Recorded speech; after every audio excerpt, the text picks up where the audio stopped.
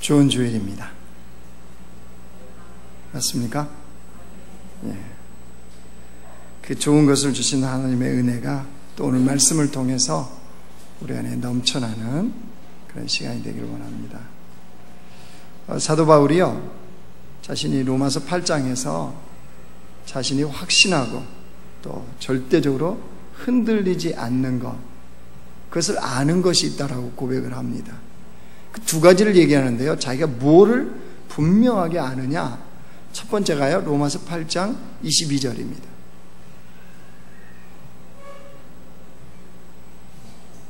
방송실 너무 빨라요 오늘은? 로마서 8장 22절 같이 읽습니다. 시작. 피조물이 다 이제까지 함께 탄식하며 함께 고통을 겪고 있는 것을 우리가 아느니라. 뭘 안다는 거예요? 이 땅에 있는 피조물들은 탄식과 고통이 있는 것을 안다. 무슨 말입니까? 인생이 힘겨움이 있다는 거예요. 인생을 살아가는 데는 참 힘겨움, 그로 인한 탄식, 고통이 있을 수밖에 없다. 나는 이것을 분명히 안다 라고 고백을 합니다. 두 번째로 바울이 아는 게 또 하나 있답니다. 로마서 8장 28절 말씀입니다. 같이 읽어요. 시작. 우리가 알거니와 하나님을 사랑하는 자 곧 그의 뜻대로 부르심을 입은 자들에게는 모든 것이 합력하여 선을 이루니라. 하나님은 모든 것을 합력하여, 우리가 생각할 때 좋은 거나 나쁜 거나 그 어떤 것도 다 합력하여 무엇으로 만들어 가신대요? 선으로. 그러니까 무슨 말입니까? 하나님은 선하시다. 이걸 안다는 거예요.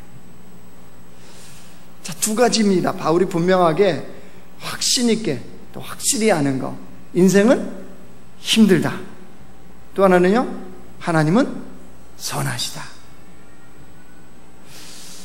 문제는 뭐냐면요, 삶을 살아가는데 이 두 가지의 이 차이점, 즉 이게 거리가 너무 멀게 느껴질 때, 무슨 말이냐, 하나님은 선하시다는데 삶은 고통 속에 펼쳐지고 있을 때, 이때 이제 신앙에 갈등이 생깁니다. 믿음의 회의감이 느껴질 수 있어요. 아니, 하나님은 선하시다며요. 근데 왜 고통의 연속이냔 말이에요. 왜 인생이 탄식할 수밖에 없도록 펼쳐져 가는 거예요. 여러분, 이럴 때는 어떻게 해야 될까요? 이 표현이 아주 적절한 것 같습니다. 제가 어디서 봤는데요, 이런 내용이에요. 만약에 하나님께서 소설의 작가시라면 하나님이 이제 소설을 써가시는 거예요. 그 소설은 이제 우리 개인이죠. 인생이죠. 그런데 하나님이 그 챕터에서는 인생은 힘들다라는 제목을 가지고 하나님 그 소설을 지금 써가고 계세요.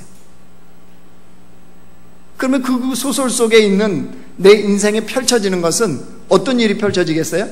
하나님이 챕터를 인생은 힘들다라고 잡아놓고 쓰고 계시단 말이에요. 그러면 어떤 내용이 펼쳐져요, 인생에? 기쁨? 즐거움? 만사형통? 그게 아니고 뭐가 펼쳐져요?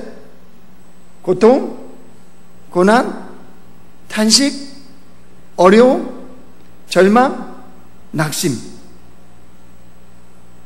여러분, 이 내용이 있어야 마땅한 거죠. 끄덕끄덕 좌우 시작. 네, 그렇죠. 내 인생의 챕터에 하나님이 소설을 그렇게 써가시면 내가 당연히 그 속에서는 고통과 고난과 탄식이 나올 수밖에 없잖아요. 여러분, 그렇다고 그 소설을 딱 접어버려요? 어떻습니까? 스톱해요? 그만 읽어요? 아니죠. 작가인 하나님이 계속 써가시면 어느 챕터에 가면 뭐가 나올까요? 하나님은 선하시다는 챕터가 나오지 않겠어요? 그러면 그 챕터에서는 하나님의 선하심을 주님이 이제 펼쳐가시겠죠. 소설의 내용은 그렇게 이제 기록되겠죠. 그렇다면, 이거를 안다면, 우리 인생이 마치 로마서 8장 22절과 같은 이 상황에 머물고 있다고 그래서 멈춰버리면 안 되잖아요. 28절까지 가야 되잖아요. 소설이 중간에 멈춰버리면 결말을 모르지 않겠습니까?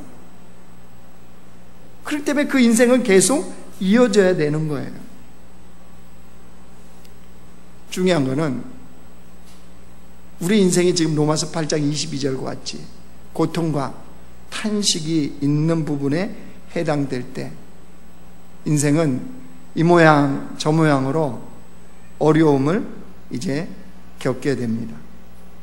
그러면 그때 우리 안에는 소망과 바람이 생겨요. 무슨 소망과 무슨 바람이 생기느냐? 고통과 탄식이 없는 삶을 하루라도 좀 살아봤으면 좋겠다. 이런 소망이 생깁니다.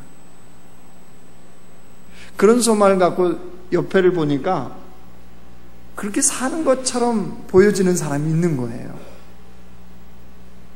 저 사람은 인생에 고통이 없는 것 같아.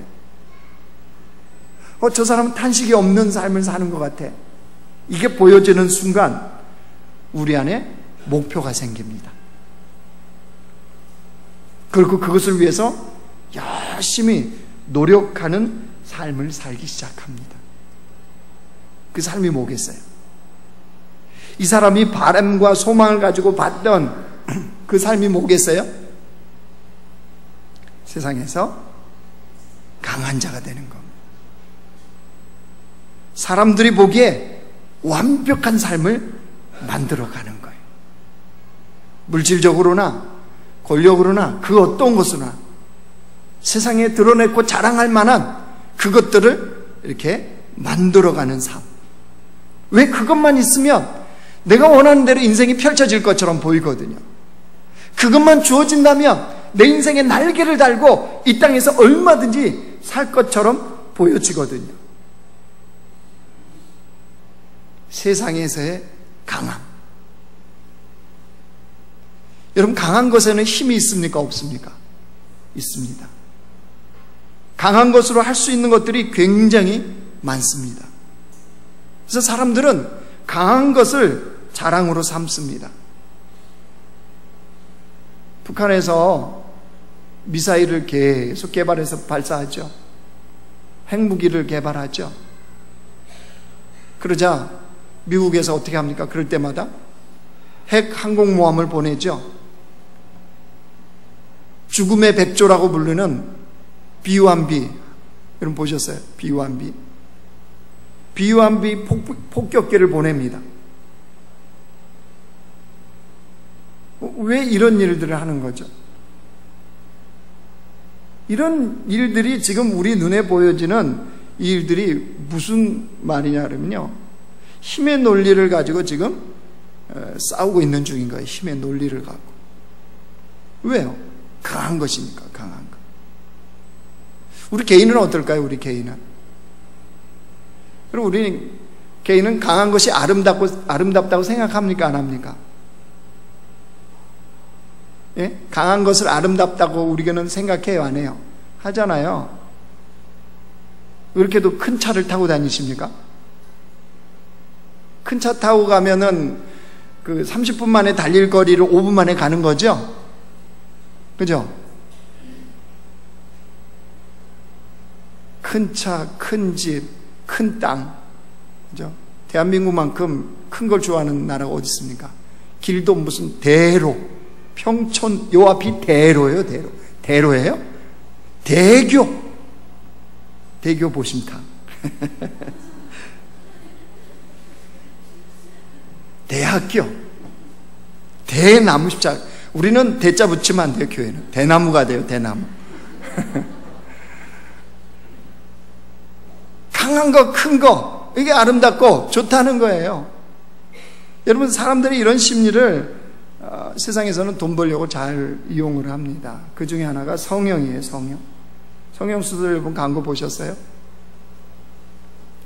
성형수술은요, 비포하고 애프터가 분명히 다릅니다. 확실히 달라요. 이렇게 하면 이렇게 될 것이다가 아니에요. 여러분, 전단지 보십시오. 전과 후가 얼마나 다릅니까? 그 어떤 신앙 간증보다 더 강력한 간증이 뭐예요? 성형수술이에요. 성형수술. 그러니까 사람들이 성형에 열풍해 하죠. 거기에 휩쓸려 가죠. 사실은 뭐 요즘은 아름다움 때문에 성형을 한다 이런 것도 있지만은 삶의 현장이요, 참 쉽지 않은, 그러니까 그 삶의 현장이 쉽지 않기 때문에 어쩔 수 없이 하는 경우도 많다고 그럽니다. 무슨 말이냐? 취업이 안 되는 거예요. 결혼할 수가 없는 거예요. 그러니까 이런 여러 가지 사회적인 현상 때문에 그 바늘귀라도 뚫고 들어가려고 외모를 고치는 이 성형은 이 강력한 유혹이 됐어요. 피할 수 없는, 마치 마땅히 해야 되는 것처럼 그렇게 돼버린 것이 지금의 현상이잖아요. 사람들이 일단 고치고 보는 거예요. 고치고 뒤에 어떻게 되든 뭐 그거는 신경 안 쓰는 거예요. 이 드러난 현상이 이쁘다고 알고 결혼했는데 태어난 아이를 보니까 이게 도대체 누구 닮은 거예요?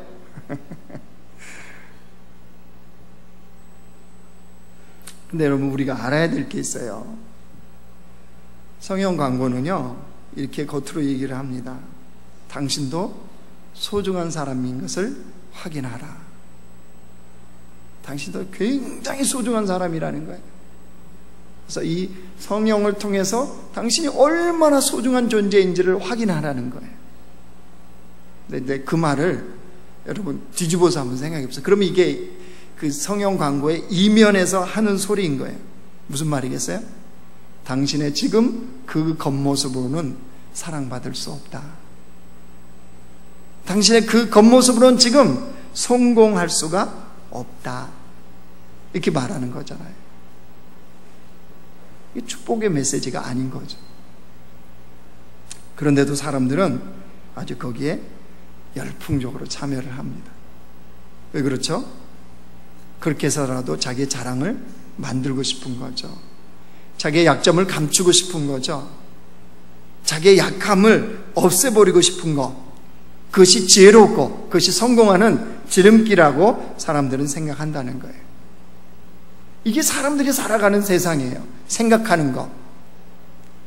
근데 바울은 오늘 이 고린도후서에서 전혀 다른 말씀을 하고 있어요. 자, 여러분 30절 한번 보세요. 30절 같이 읽어요. 시작. 내가 부득불 자랑할진대 내가 약한 것을 자랑하리라. 뭘 자랑한대요? 약한 것. 내가 꼭 굳이 자랑해야 된다는 것이, 자랑해야 한다면 뭘 자랑하겠대요? 약한 것. 여러분, 이게 말이 돼요? 자신의 약한 것을 자랑하겠다. 여러분, 어떤 바보가 자기의 약점을 자랑합니까? 약점은 되도록 감춰야죠. 안 드러내야죠. 근데 바울은 지금 자신의 약한 걸 자랑하겠대요. 그러면서 여러분 32절 33절 봐보세요. 다메섹에서 아레다 왕의 고관이 나를 잡으려고 다메섹 성을 지켰으나 나는 광주를 타고 들창문으로 성벽을 내려가 그 손에서 벗어났노라 라고 하고 얘기하죠. 사도행전에 가면 이 내용이 나옵니다. 사도 바울이 다메섹 도상에서 예수님을 만나잖아요. 그 다메섹에 있는 사람들을, 이제 예수 믿는 사람들을 잡아들이려고 갔다가 자기가 오히려 예수님을 만나버립니다. 그러면서 바울이 달라져요. 예수님을 그리스도라고 이제 전파하는 사람으로 갑자기 바뀝니다. 그러니까 다메섹에 있는 유대인들이 볼 때는 굉장히 당혹스러운 거예요. 왜냐하면 바로 전까지 예수 이름을 부르는 자들, 그를 믿는 자들, 따르는 자들을 감옥에 가두고 잡아들이고 했던 바울이었는데, 아니 갑자기 그가 예수가 그리스도라고 전파하고 다니니 유대인 입장에서는 얼마나 당혹스럽겠습니까? 그래서 유대인들이 어떤 공모를 하냐 그러면 저 바울을 죽이자 이렇게 공모를 합니다. 그걸 바울이 알게 되어져요. 알게 되어지자 밤에, 그것도 깜깜한 밤에 제자들의 도움을 받아서 그 다메섹 성벽에서 광주리를 타고 성벽을 내려와서 도망을 칩니다. 아무것도 아니죠. 당연히 목숨을 구해야 되니까 그럴 수밖에 없지 않겠느냐라고 생각하지만 그 당시에 배경을 알면요, 이게 얼마만큼 바울에게는 치욕스러운 일, 말하고 싶지 않는 일인지를 알게 되어집니다. 무슨 말이냐? 로마 군인들에게요, 최고의 영광, 최고의 영예를 어떤 병사에게 주었느냐 그러면요, 어느 성을 공격을 할 때 그 성벽을 타고 최초로 올라간 병사, 그 병사를 가장 영예롭게 취급을 해줬대요. 반면에 성벽을 타고 도망을 쳤다 그러면 그건 바로 사형에 처했답니다. 여러분, 그렇기 때문에 그 당시의 사람들에게는 성벽을 타고 내려온다, 그것도 광주리를 타고 도망쳤다, 이거는 비겁한 일 중에 가장 비겁한 일, 치욕스러운 것 중에 가장 치욕스러운 일로 취급을 해버린 거예요. 근데 이걸 바울이 알아요. 아는데도 불구하고 스스로의 입술로 지금 이거를 고백하고 있죠. 이 치욕적인 사건을. 왜 그럴까요? 왜요? 바울은 왜 이야기를 할까요? 자신의 이 약함을 왜 드러내놓고 지금 말을 할까요? 뭔가가 있지 않겠습니까? 바울은 알고 있었던 거죠.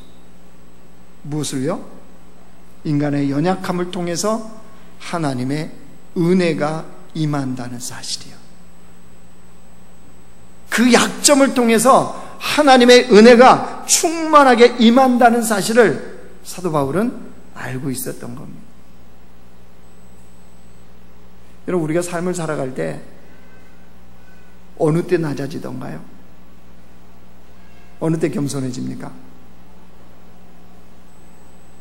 우리가 뭐가 잘 나가고 강해지고 내가 원하는 대로 일이 풀려가면 겸손해져요? 절대 겸손해지지 않습니다.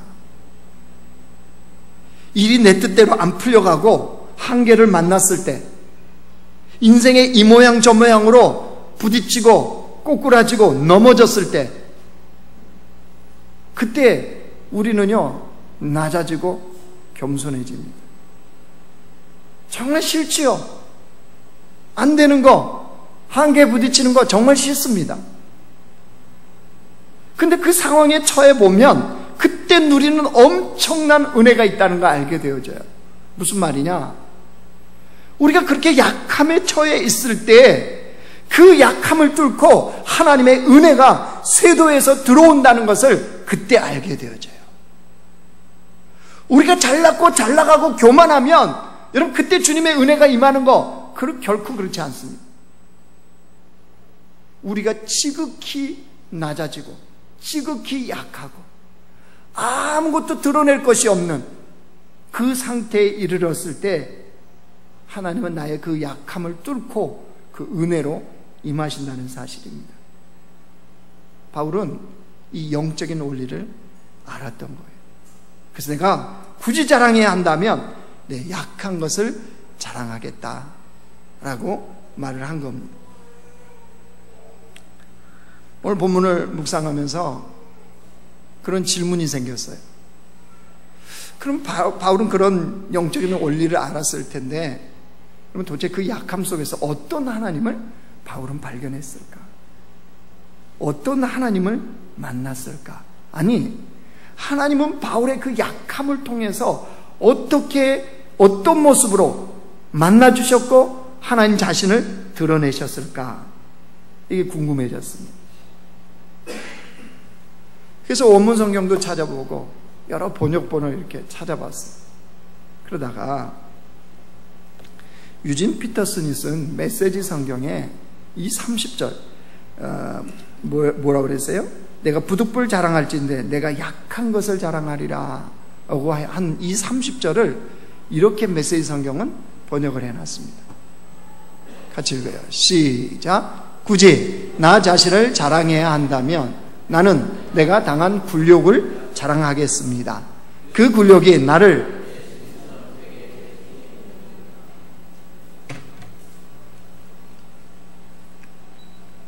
굳이 자랑을 해야 된다면 뭘 자랑하겠대요? 바람과 함께 사라져 버렸네요. 방송실 좀 보여줘봐요. 굳이 자랑을 해야 된다면 당한 굴욕, 그죠? 굴욕을 자랑하겠대요. 왜 그렇죠? 그 굴욕이 나를 예수님처럼 되게 해주기 때문입니다. 무슨 말인가요? 자신의 그 약함이 자신이 예수님을 닮도록 좋은 도구가 되어줬다는 거예요. 그 약함이 있었기 때문에 그 약함을 통하여서 하나님의 그 놀라운 은혜를 통해 예수님을 닮도록 해주는 그런 기회가 되어졌다고 고백을 하는 겁니다. 그래서 바울이 이제 12장으로 넘어가면 뭐를 기뻐한다고 그래요? 약한 거, 능욕, 공고, 박해, 이걸 오히려 더 기뻐한대요. 여러분 기뻐할 수 있어요? 약한 거, 능욕과 궁핍과 박해와 공고를 기뻐하는 것이 가능합니까? 이 영적인 원리를 알지 못하면, 하나님의 이런 은혜를 깨닫지 못하면 결코 기뻐할 수가 없습니다. 바울은 그걸 안 거죠. 뭘요? 그 약함이 자신으로 하여금 예수 그리스도를 닮게 하는 도구가 된다는 것, 그 능력이, 그 공고가, 그 박해가 자신이 예수님을 닮도록 만들어가는 그 사실, 이거를 바울이 깨달은 거죠. 왜 이게 중요하냐? 하나님께서 원래 우리를 창조하실 때 하나님이 디자인하신 게 있어요. 인간을 창조하실 때 어떻게 디자인을 하셨느냐? 하나님은 우리 인간이 하나님과 친밀한 교제를 누리며 살아가도록 디자인을 하셨어요. 그래서 그 친밀함 속에서 하나님이 맛보셨던, 하나님이 누리시는 그 행복, 창세기에 그걸 토부라고 그러죠. 그 토부를 우리 인간도 맛보면서 이 땅에서 누려가는 삶을 살기로 원하신 것, 즉 하나님의 자녀로서의 그 권세와 능력을 가지고 정말 근사한 그리스도인으로 이 땅을 살아가는 것을 보는 것, 이게 원래 하나님이 디자인하신 거예요. 근데 인간이 타락을 하죠. 타락을 해도 하나님의 이 마음 변함이 있을까요? 없을까요? 없어요. 변함이 없어요. 하나님의 이 계획은 전혀 변함이 없으세요. 그래서 에베소 4장 13절에 뭐라고 그러냐면요, 우리가 다 하나님의 아들을 믿는 것과 아는 일에 하나가 되어 온전한 사람을 이루어. 하나님은 우리가 온전한 주의 백성이 되기를 원하는 거예요. 그 다음 보세요. 그리스도의 장성한 분량이 충만한 데까지 이르리니. 무슨 말입니까? 예수님처럼 충만한 삶을 살게 하는 것, 이게 하나님의 목적이라는 거예요. 그러니까 우리 인생에 정말 중요한 것은요, 내 인생에 지금 이 약함이 있느냐 없느냐, 공고가 있느냐 없느냐, 지금 내 인생의 챕터가 인생은 힘들다 했느냐, 하나님은 선하시다 했느냐, 이게 중요한 게 아니고, 인생의 어느 시즌을 내가 만나도 그 선하신 하나님으로 말미암아서 예수님을 닮아가는 것, 이게 우리 인생의 가장 중요한 일이에요. 내가 매일매일 어떻게 삶을 살고 무엇을 먹고 어떤 삶을 누리느냐보다 훨씬 중요한 것은 매일매일의 삶의 현장에서 내가 정말로 예수님을 닮는 자로 변화가 되어져 가고 있느냐, 이게 훨씬 중요합니다.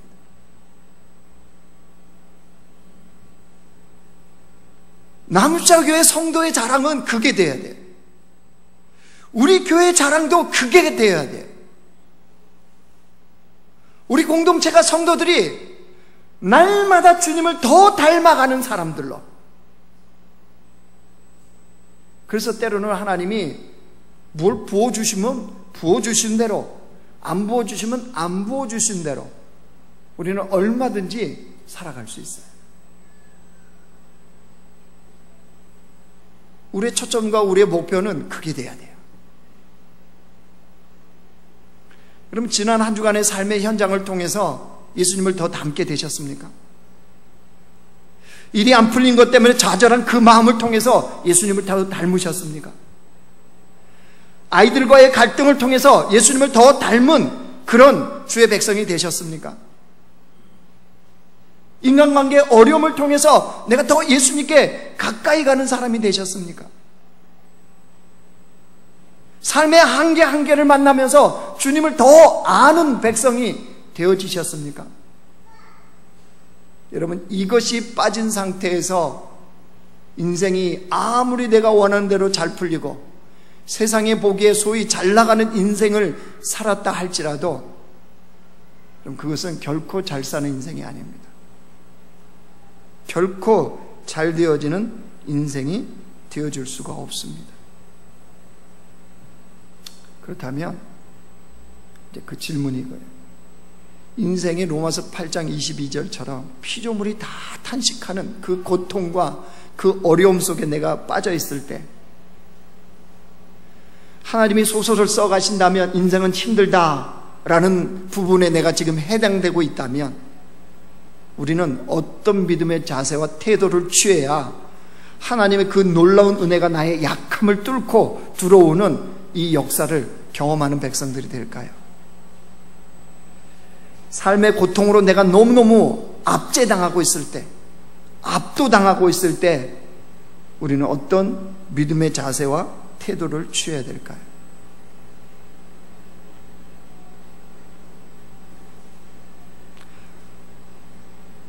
오늘 어제 비가 와서 굉장히 좋고 상쾌한 날씨인데 여러분의 표정은 굉장히 지금 덥고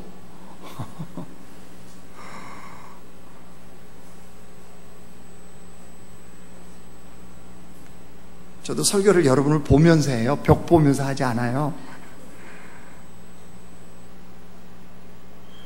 아내한테 말을 했더니 아내의 표정이 막 찡그러지고 그러면 어떨까요? 말하고 싶어질까요? 안 말하고 싶어질까요? 아유, 그 목사님 보지 말고 눈 감고 그냥 설교해요.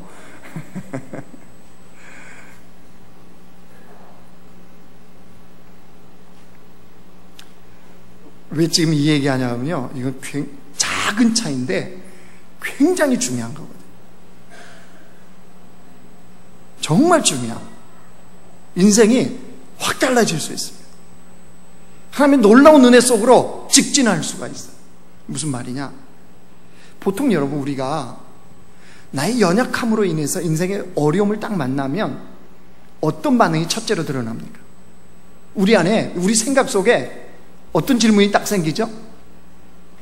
왜? 이유가 뭐냐는 거죠.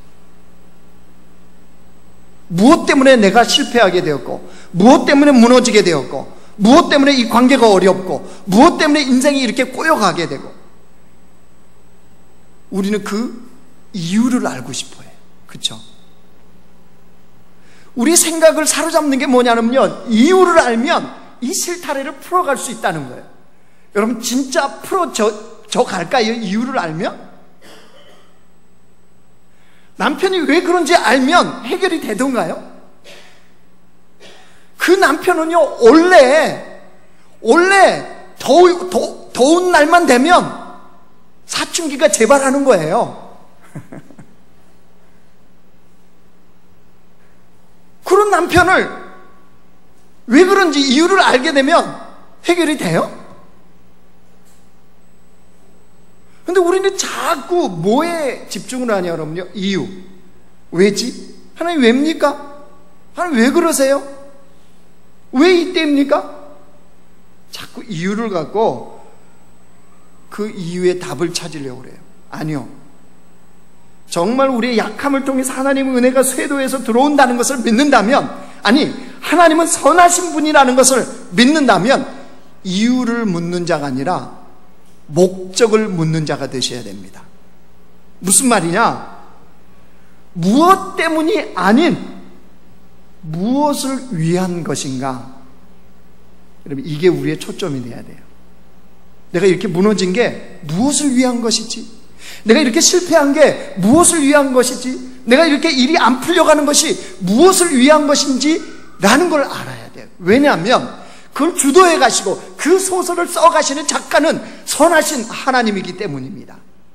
그렇기 때문에 목적, 도대체 이걸 통해서 하나님 무엇을 이루려고 하시지 라는 목적에 초점을 두게 되면요, 인생의 우리의 반응이 달라져요.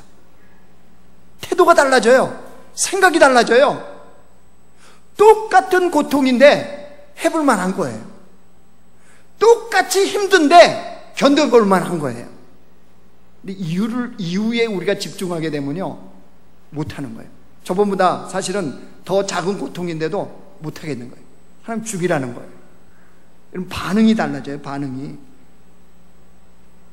그렇기 때문에 뭐에 집중하셔야 되냐면요, 하나님이 무엇을 위해서 이것을 허락하셨나라는 것에 집중하시면 돼요. 그러면 그 일을 이루실 선하신 하나님에 대한 소망이 생겨요. 즉 챕터는요, 넘어가게 돼 있어요. 여러분, 소설이 예를 들어서 챕터 1에서 12까지 만약에 되어진다면 인생은 힘들다 그거를 12까지 계속 쓰는 바보 소설가가 어디 있습니까? 그렇게 소설 쓰는 바보는 없잖아요.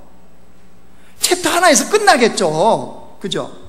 그게 챕터 1에 했다면 챕터 2번째부터는 뭐겠어요? 그 과정을, 스토리를 써간다든가 이렇게 하다가 이제 한 챕터 7쯤 오면 극적인 반전이 일어나기 시작하겠죠. 그래서 이제 마무리 챕터 12쯤 되면 야, 역시 하나님은 선하시다라는 소설로 다 끝나지 않겠어요? 그러니까 뭐에 집중하라고요? 하나님의 목적에 집중하게 되면 그거에 대한 기대감이 생겨요. 소설도 여러분 기대감이 생겨야 읽지 않아요? 뻔한 소설은 읽다가 던집니다. 근데 읽으면 읽을수록 뭐예요? 막 자극을 해요. 우리를 더 빨려들게 만들어요. 예, 하나님이 그렇게 인생을 써가시는 거예요. 목회 잡지에서요, 미라클 프롬 헤븐이라는 이 영화를 소개를 했더라고요. 그래서 제가 그게 도대체 무슨 영화인가 이렇게 해서 봤습니다. 이게 2016년도에 나온 영화입니다. 근데 이거는 실화를 바탕으로 만든 영화입니다. 이 내용이 이런 내용이에요. 평범한 한 가정의 이야기입니다. 믿음의 가정이에요.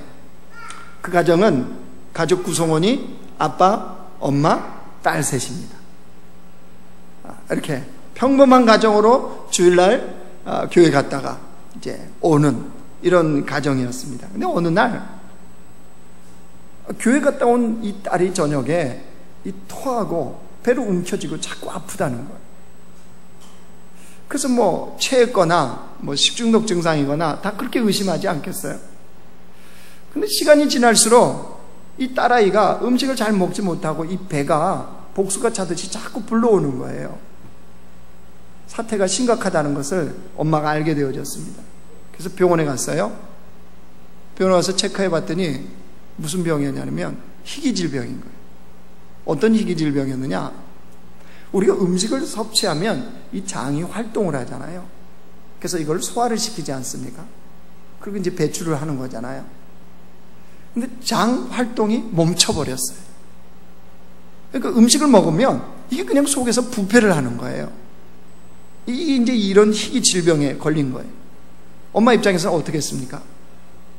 엄마 입장에는 이 포기할 수 없는 노릇이죠. 그래서 유명한 의사나 병원을 찾아다니는 거예요. 계속적으로. 그러면서 그 과정에서요, 엄마가 교회를 떠납니다. 하나님에 대해서 불신을 합니다. 왜냐하면 그렇게 이쁜 딸을, 10살짜리 딸인데 질병을 주신 이유를 모르겠다는 거예요. 왜냐는 거예요. 왜? 저렇게 이쁜 딸을. 또 그 딸이 또 믿음도 좋아요. 왜 이 딸을 이렇게 어렵게 만드냐는 거예요. 왜 우리 가정에 이런 어려움을 주냐는 거예요. 이 질문이 생기니까 교회를 떠나게 됩니다. 하나님을 향해서 불신을 하게 돼요. 엄마는 고군분투를 합니다. 딸의 병을 고치기 위해서. 근데 희귀질병이라 어떻게 고칠 수가 없는 거죠. 의사도 최종 판단을 합니다. 지금 이 상태는 집에 가서 가족들과 함께 보내는 것이 오히려 치료에 도움이 될 수 있을 것 같습니다. 이게 무슨 말이에요? 의사 손을 떠났다는 거죠. 치료를 포기한다는 거죠. 그리고 집으로 돌려보냅니다. 엄마는 포기가 돼야 안 돼요? 절대 안 되죠. 엄마인데. 그래서 여전히 집에 와서도 전화기를 붙잡고 이 병원, 저 병원, 이 의사, 저 의사를 다 찾습니다. 근데 집에 돌아온 이 딸이 언니하고 집 앞에 있는 고목나무 올라가요. 이게 오래된 고목나무. 그 고목나무에서 언니하고 같이 놀았던 이런 이야기들을 이제 하는데 이 둘째 딸이 고목나무에서 떨어져요. 10m에서. 고목나무인지라 나무 속이 빈 거예요. 근데 그 속으로 이 둘째 딸이 추락을 합니다. 이제 난리가 났습니다. 희귀질병을 치료하는 건 고사하고 이제 생명이 경각에 달려있잖아요. 고목나무 속 10m 아래로 떨어졌으니 어떻게 구조를 합니까? 911이 출동을 했습니다. 방송국에서 취재하려고 나왔습니다. 그 순간, 그런 급박한 순간에 엄마가 번뜩 생각나요. 갑자기 그 고목나무, 그 밑에는 속에는 딸아이가 지금 떨어져 있죠. 그 고목나무를 붙잡고 이 엄마가 무릎을 꿇고 기도를 하기 시작합니다. 영화에서는 주기도문을 외우더라고요. 그러자 가족이 다시 그 자리에 무릎을 꿇습니다. 구경 나왔던 동네 사람들을, 믿음의 사람들이 그 자리에서 무릎을 꿇고 기도합니다. 딸아이는요, 구출이 됐습니다. 기적이 일어났습니다. 그 10m에서 떨어졌는데 아무데도 다치지 않았습니다. 그냥 머리에 찰과상 정도의 부상을 당하고 병원에서 그냥 소독약 바르고 태어납니다. 근데 더 놀라운 이야기를 이 딸아이에게 듣게 됩니다. 자기가 거기 떨어져 있어 의식을 잃었을 때 자기가 천국을 갔다 왔다는, 천국을 갔다 왔다는, 가족조차도 믿기지 않는 이야기를 딸아이가 얘기하는 거예요. 자기가 본 것을. 영화로 그려냈으니까 그게 그려질 수가 없죠. 예. 그런데 그 다음부터입니다. 의사도 치료를 포기하고 그 어떤 방법도 없었던 이 딸아이의 병이 호전되기 시작하더니 딱 다 나아버렸습니다. 영화는 이렇게 마무리를 합니다. 교회를 떠나고 하나님을 떠났던 이 엄마가 그 교회에 가서 간증을 합니다. 간증하는 것으로 마무리를 하는데, 그 간증의 자리에서 이 엄마가 뭐라고 얘기를 하느냐 그러면요, 요 내용을 간증을 합니다. 하나님은 항상 곁에 함께 계십니다. 그래서 우리의 삶의 모든 순간순간이 하나님의 기적의 연속입니다 라고 고백하고 영화는 끝나요. 무슨 말인가요? 하나님의 그 선한 손길이 삶의 현장마다 기적으로 베푸시는 하나님의 선한 은혜의 손길이었는데, 미네는 눈이 딱 가려지니까 하나도 안 보였던 거죠. 근데 이 눈이 열리니까 그게 이제 보였던 거예요. 아, 그 순간, 이 순간에도, 그때에도 하나님의 그 놀라운 선한 손길이 우리 인생의 기적의 손길로 오고 계셨구나.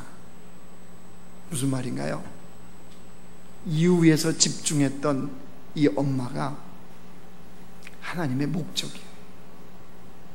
왜 그렇게 그 일을 통해서 무엇을 이루려고 하시는지 하나님의 목적을 발견하게 되었다는 거죠. 말씀을 정리하겠습니다. 여러분, 우리가 주님 안에 있다면요, 우리의 약함조차도 얼마든지 자랑이 될 수 있음을 우리가 기억합시다. 우리의 그 약함은 우리야 그럼 예수 그리스도를 닮도록 하는 하나님의 목적을 가진 고통이라는 것을 우리가 기억할 필요가 있습니다. 그래서 그 하나님의 선하심을 믿는 주의 백성들은 비록 힘겹고 고통스럽고 어렵지만 그것이 우리를 향한 하나님의 선물이라고 고백하는 것이 가능하다는 사실입니다. 그렇기 때문에 우리 인생의 연약함을 만나는 순간마다, 나의 약점이 드러나는 순간마다, 힘겹고 고통스럽고 탄식이 나오는 그 순간마다 우리는 그것을 통해서 어떻게 예수님을 닮아갈 수 있을지를, 어떻게 그것을 통해서 주님을 알 수 있는지에 우리의 초점이 맞춰주기를 원합니다. 그럴 때 우리는 반드시 하나님의 선하신 그 손길, 하나님의 그 놀라운 은혜의 손길을 경험하는 하나님의 백성들로 세워질 줄 믿습니다.